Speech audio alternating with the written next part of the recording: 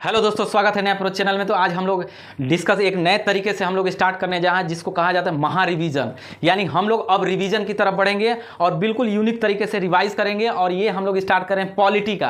हालांकि हम लोग ने बेसिक मैंने 5-6 लेक्चर ऑलरेडी ले रखी है, आप पॉलिटी के प्लेलिस्ट में आप जाके देख सकते हैं। अभी हम लोग यहाँ से आर्टिकल स्टार्ट करेंगे, आर्टिकल 1 से हम लोग आगे बढ़ेंगे। और जो भी है अभी बहुत सारे आप देखेंगे सर पे एग्जाम पड़ा हुआ है, तो कम से कम टाइम में ज़्यादा से ज़्यादा रिवाइज हो जाए और एग्जाम ओरिएंटेशन हो, ताकि ज़्यादा से ज़्यादा क्वेश्चन आपको इससे देखने को मिल जाएगा।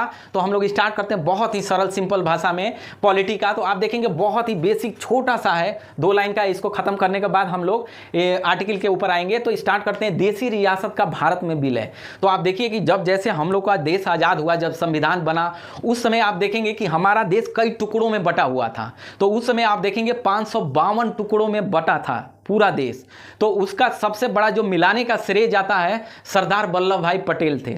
इनको गृह मंत्रालय मिला हुआ था। इन्होंने इन्हीं की वजह से, इन्हीं के प्रयास की वजह से आप देखेंगे हमारा देश में सारा जो देसी रियासत में आपस मिल करके एक देश के रूप में निर्माण हुआ। आप देखिएगा कि इसमें 552 टोटल देसी रियासत था, जिसमें आप देखेंगे 549 यानी 549 इतना लोग आसानी से शामिल हो गया था। लेकिन 3 ऐसा क्षेत्र था जो नहीं हुआ था, जिसको कि अलग अलग तरीके से इन्होंने समझाने की कोशिश की, उसको मिलाया। तो आप देखिए कि पहला वो क्षेत्र था जूनागढ़। जूनागढ़ कहाँ पड़ता है? तो गुजरात में आप देखेंगे।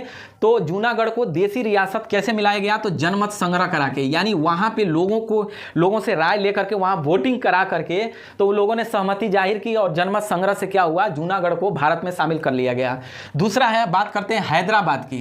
हैदराबाद आपको पता है, हैदराबाद तो पहले क्या था कि ये लोग तैयार नहीं हो रहा था, ये लोग पाकिस्तान में जाने की बात कर रहा था। तो इन लोग को यहाँ पे थोड़ा फोर्सली करना पड़ गया था। आप देखेंगे पुलिस कार्रवाई द्वारा इसको किया गया था और उसमें एक ऑपरेशन चलाया गया था जिसके तहत इसको शामिल किया गया था। ऑपरेशन पोलो नाम है इसके तहत। और इन लोगों ने बहुत अच्छी तरीके से हैंडल करके भारत में इसको मिलाया। तो यहाँ पे थोड़ा सख्ती की बात की गई थी, यहाँ पे हुआ। और तीसरे जो बात करते हैं जम्मू कश्मीर को, यहाँ आपको पता है कि यहाँ विलय पत्र द्वारा इसको भारत में शामिल कर दिया गया था। तो ये जो 3 क्षेत्र था जिसको आप देखेंगे भारत के अंदर शामिल करने में दिक्कत हुआ। हालांकि फाइनली ये हो करके हमारा 552 देसी रियासत पूरी तरह से शामिल हो करके हमारा देश का निर्माण हो गया। अब हम लोग आगे बढ़ते हैं, पूरे आर्टिकल की तरफ बढ़ते हैं कि हमारा संविधान कैसे बना, कौन से आर्टिकल में क्या क्या बातें दी गई है, इसके बारे में हम लोग डिस्कस करते हैं। तो अब स्टार्ट करते हैं संघ और उसका राज्य क्षेत्र। आप देखेंगे इंडिया क्या है, एक तरह का यूनियन है, सारे स्टेटों का मिल करके ये बना हुआ है। तो इसके बारे में हम बात करते हैं कि भारत राज्यों का संघ है, ठीक है। सारे राज्य मिल करके, इवन यूटी और राज्य यानी यूनियन टेरिटरी यानी संघ शासित क्षेत्र और राज्य आपस में मिल करके हमारा देश बना हुआ है। तो ये कहता है, अब हम लोग स्टार्ट कर रहे हैं कि आर्टिकल 1 से 4 के बीच में क्या क्या दिया हुआ है। तो आप देखेंगे यहाँ थोड़ी मिस्टेक हो गई है, यहाँ पे मैंने आर्टिकल 4 लगाया क्योंकि यहाँ से स्टार्ट किया था, थोड़ी लाइन यहाँ से कट गई थी इसलिए हमने यहाँ किया। तो हम 1 से ही स्टार्ट करेंगे यहाँ पे, इसको बाद में मैं लास्ट में ले लूँगा। तो पहले आर्टिकल्स की बात हम लोग करते हैं यहाँ पे कि पहले आर्टिकल में दिया क्या है, ठीक है। एग्जाम में किस लिए कैसे क्वेश्चन आते हैं ये भी हम लोग जानेंगे। तो आप देखेंगे आर्टिकल में कह रहा है कि पहले में भारत अर्थात इंडिया राज्यों का संघ है। यानी भारत और इंडिया आप देखेंगे एक ही है।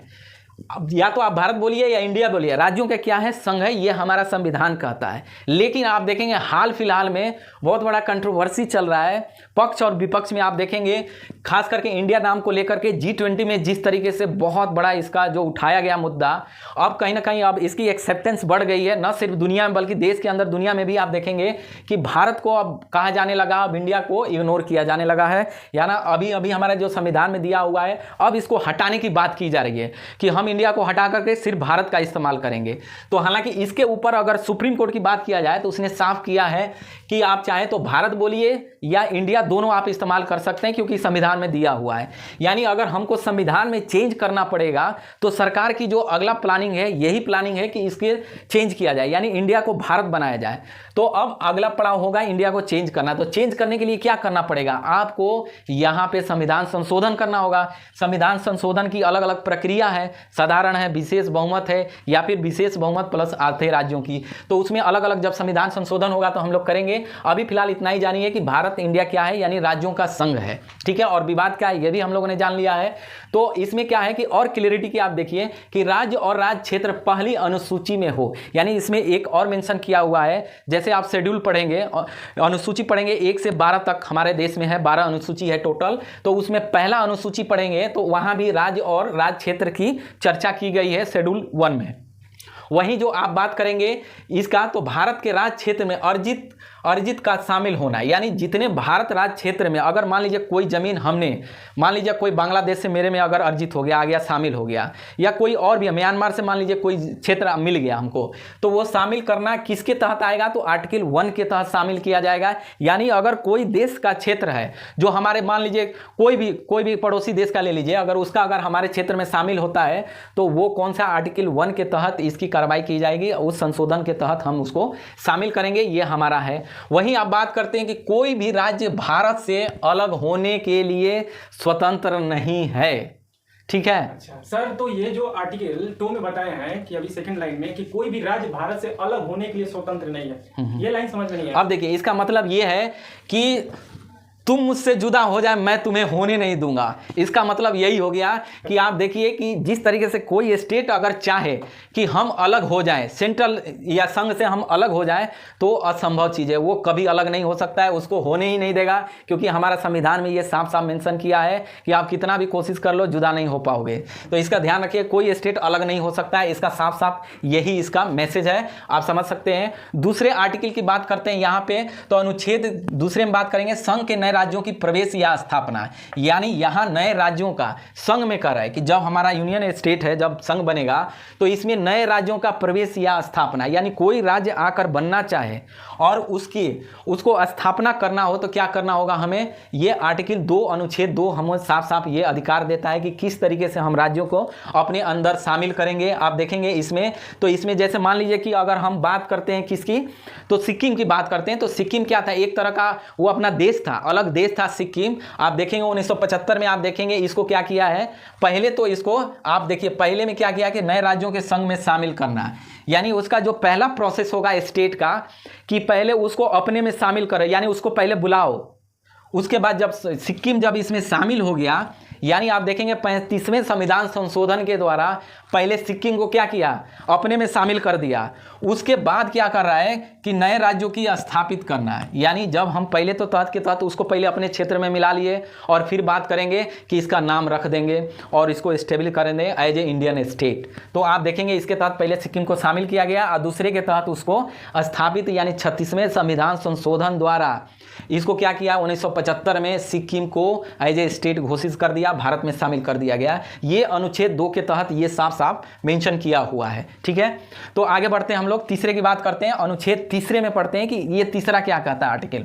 तो आप देखेंगे नए राज्यों के निर्माण, कैसे निर्माण होगा, क्या उसका बेसिक स्ट्रक्चर होगा, प्लस उस राज्य के क्षेत्रों को, यानी जो राज्य हमारे देश में शामिल होगा, जो क्षेत्र बनाया जाएगा उसके सीमाओं या नामों में परिवर्तन। मान लीजिए कोई बहुत बड़ा डिस्ट्रिक्ट है, बहुत बड़ा स्टेट है, उसको शामिल करना है, किसी में मिलाना है, कोई स्टेट में मिलाना हो, किसी में निकालना हो, तो क्या करना होगा, उसके लिए आर्टिकल 3 के तहत उसके सीमाओं को भी चेंज किया जा सकता है, उसके नाम को भी परिवर्तन किया जा सकता है।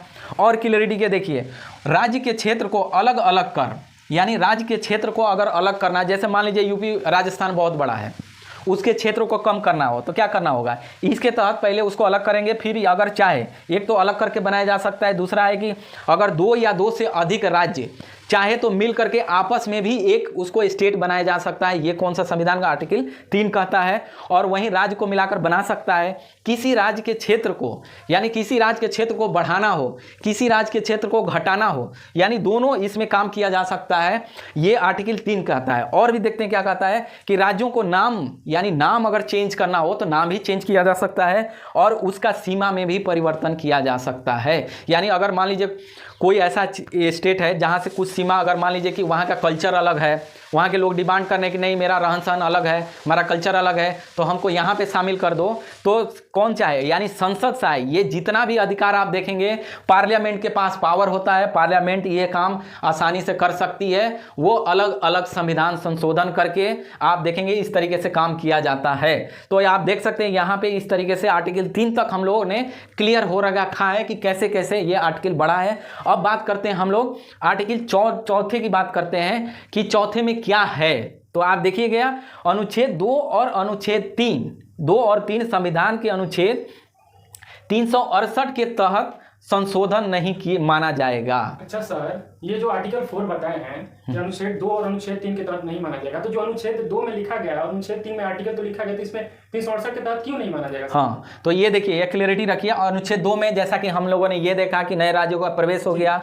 संविधान तीसरा की बात कर रहा है, संविधान संशोधन तीसरे में भी हमने देखा कि कैसे कैसे उसके नामों को चेंज किया, बढ़ाया घटाया, ये किया गया। और ये कर रहा है 368, ये अनुच्छेद 368 होता है जो डायरेक्ट संविधान संशोधन किया जाता है। इसके तहत 3 तरह के संशोधन होते हैं। पहला है कि आप देखेंगे साधारण विधि द्वारा इसको किया जाता है, विधेयक द्वारा साधारण, जिसमें आप देखेंगे 50% से ऊपर कोई भी पार्लियामेंट में जो जितना लोग आके मेंबर सदस्य बैठ करके वोटिंग करता है और वोट देता है 50% से ज़्यादा, तो वो साधारण विधेयक माना जाता है। और दूसरा जो बात करते हैं विशेष बहुमत, जिसमें 2/3 के साथ मेजोरिटी के साथ पास होना होता है। और तीसरा बोला जाता है कि विशेष बहुमत प्लस आधे राज्यों की अनुमति, यानी 3 तरीके से किया जाता है। तो इसमें कह रहा है कि 368 के तहत संविधान संशोधन नहीं माना जाएगा। यानी इससे ये साफ साफ क्लियर है कि ये जो आर्टिकल 2 और 3 इसको संशोधन इसके तहत नहीं माना जाएगा। क्यों नहीं? क्योंकि आप 2 और 3 को आप देखेंगे जिसका कि साधारण बहुमत द्वारा इसको पारित किया जाता है। और ये जो है ना, इसके तहत ये संविधान संशोधन नहीं माना जाएगा 368 के तहत। यानी 2 और 3 को छोड़ करके बाकी सब में संशोधन किया जा सकता है, लेकिन 2 और 3 में क्या होगा कि इस पे लागू 368 नहीं होगा, बाकी सब पे लागू होगा। ये अपने आप में, यानी यहाँ पार्लियामेंट चाहे यानी संसद चाहे तो अपना यहाँ पे कानून बना सकती है, इसके लिए संशोधन की ज़रूरत नहीं पड़ती है। ये आप क्लियर याद रखिएगा, ये इसको संशोधन की ज़रूरत नहीं पड़ेगी, बाकी सब में संशोधन की ज़रूरत पड़ेगी और इस पे ये लागू नहीं होता है 2 और 3। बाकी अगर 1 पे बात करेंगे तो यहाँ पे हमें क्या करना होगा, अगर चेंज करना हो तो यहाँ पे हम लागू कर सकते हैं कि यहाँ विशेष बहुमत द्वारा लागू है। जैसे नाम में चेंज आएगा, इंडिया को अगर चेंज करना हो तो इसमें हो सकता है कि आज विशेष बहुमत द्वारा इसको पारित किया जाएगा कि लोकसभा राज्यसभा में पास करिए, उसके बाद आप वोटिंग करा के 2/3 से मेजोरिटी के साथ पास करा करके तब जा करके आगे बढ़ना होगा। अच्छा सर, तो सिर्फ 368 के तहत 2 और 3 को नहीं माना जाएगा? हाँ। बाकी सब में तो माना जाएगा ना? बाकी सब में अलग अलग विधि है जो 3 तरीके से मैंने बताया है, उसके तहत संशोधन किया जा सकता है। इसके तहत संविधान संशोधन नहीं माना जाएगा, ये डायरेक्ट हो सकता है। ये क्या होगा कि डायरेक्ट जो इसमें नाम चेंज हुआ है इस तरीके से इसको आप देखेंगे, यानी साधारण बहुमत जो होता है, आप देखिए साधारण बहुमत द्वारा ये 2 और 3 लागू हो जाएगा। लेकिन जो 368 है, जैसे मान लीजिए ये पहले में हो गया साधारण, जैसे कि ये पहले में हो गया, तो इसमें 368 की ज़रूरत नहीं पड़ेगी।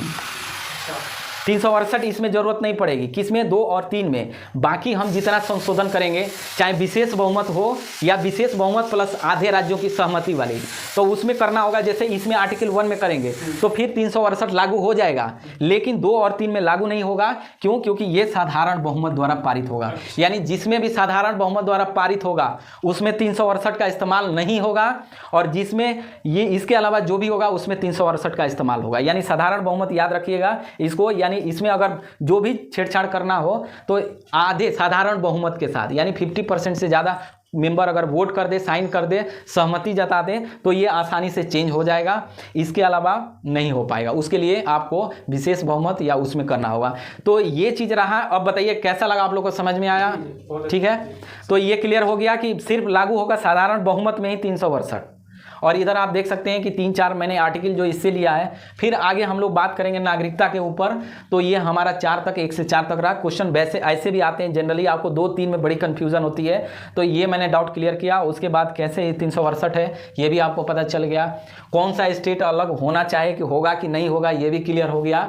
तो इस तरीके से ये सारा आर्टिकल हम लोग आगे भी करने वाले हैं। तो इसको आप देखिए, कैसा लगा वीडियो को लाइक शेयर सब्सक्राइब जरूर करें, और नए फ्लेवर में हम नए एनर्जी के साथ, नए ताम धाम के साथ